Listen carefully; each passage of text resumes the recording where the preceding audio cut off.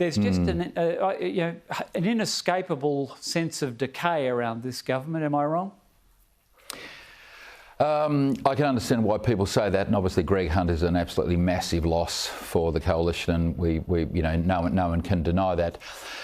Don't forget, though, the Whitlam government, for those old enough to remember golf, he was ascendant in the parliament every day against Malcolm Fraser in that period, October 1975. And the press kept writing what a magnificent ascendancy he has, and, Fraser was terrible and weak in the parliament and blah, blah, blah.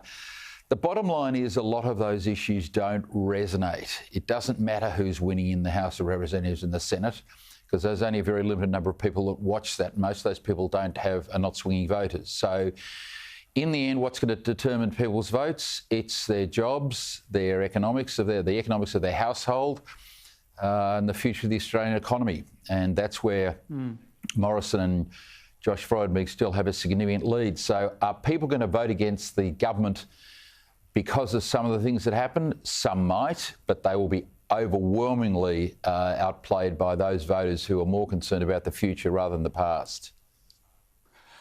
The one point that, again, we've discussed this at intervals over the course of the year, this fragmentation among the base, which, again, you and I have both worked on election campaigns, and there's no good way of losing an election. But I'm just worried at how many so-called self-styled Conservatives are running this label that this is not a real coalition government, that they'll vote for minor parties, which are notoriously bad at their preference distribution. What's your message to the core constituency, especially given it looks like the religious freedom legislation, which was one hill that the PM seemed ready to die on, that now looks like it may wither on the vine ahead of the election. What are the key themes, Michael, that you'd be, if you were down at Menzies' house next March, what would you be hammering?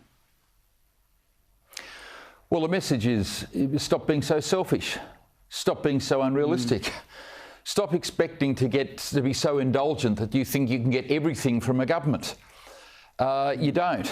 I don't get everything I want from the federal Liberal government, although I'm absolutely rock certain I'm putting my number one vote against Katie Allen and Higgins. These people that sort of say, unless I get everything, there is no virtue in that form of selfishness. To quote a historical writer, there is no virtue in that.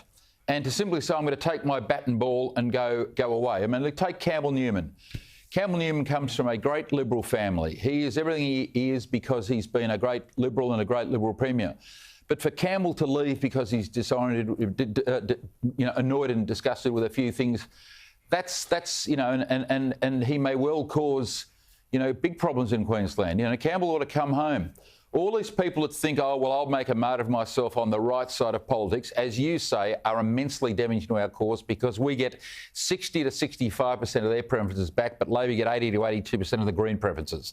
And the left have now become much more disciplined than on the left, where you've basically got the ALP, the Greens to the left, and a couple of very, very small minor fringe parties, Animal Justice Party, who give 80% of their preferences back.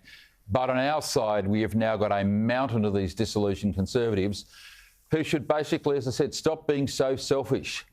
Just because you don't get everything you want to take your cake and eat it. And well, I'll tell you what happens. Albo will be serving the next cake to you. He'll be, the next chocolate cake will be coming from Albo. And I have found it extraordinarily self-indulgent, and having spent time on the Labor side in my formative years, the ethos, and you know Richo well, and they lived through the split, those sort of those power brokers who really understood the price of every vote. And I agree with you. I think it's massively self-indulgent. And the idea that seems to be afoot, that somehow magically there's a Donald Trump going to appear on the ballot paper for Conservatives in Australia. It's between Anthony Albanese and Tanya Plibersek and Penny Wong and Scott Morrison, Josh Frydenberg as it now stands. And if you're a serious Conservative, I don't see how that's not a no-brainer. But look, just quickly on this Voices of movement as well, Michael, you've probably seen it emerging. Do you see that being any sort of a threat in, say, Josh Frydenberg's seat, for example? Because there's clearly a man who's the hope of the side and doesn't need that distraction with hopefully a budget or an economic statement going into the poll. Yeah.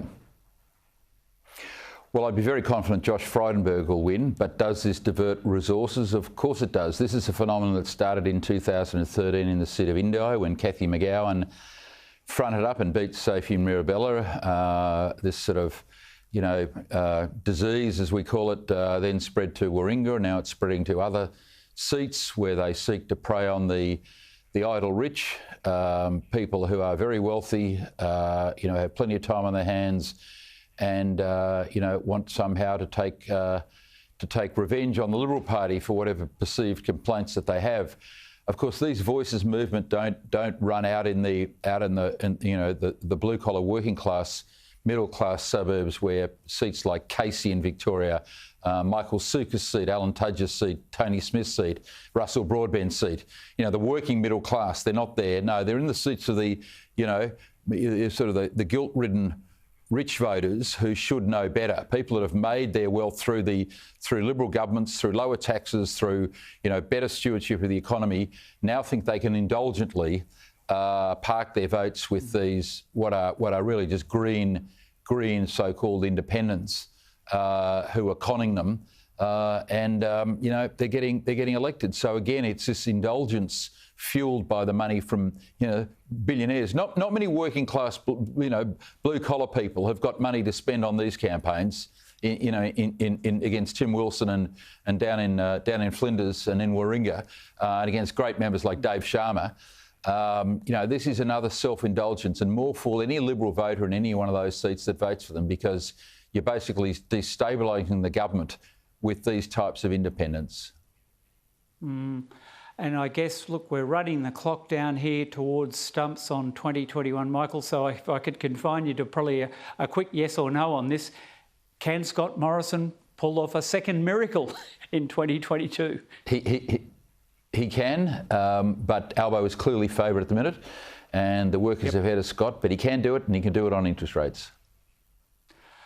Thank you for your time. It's always a pleasure, Michael. Thanks for your contribution to this program through the course of the year. Have a terrific Christmas, and Great pleasure. Hope our paths cross in the new year.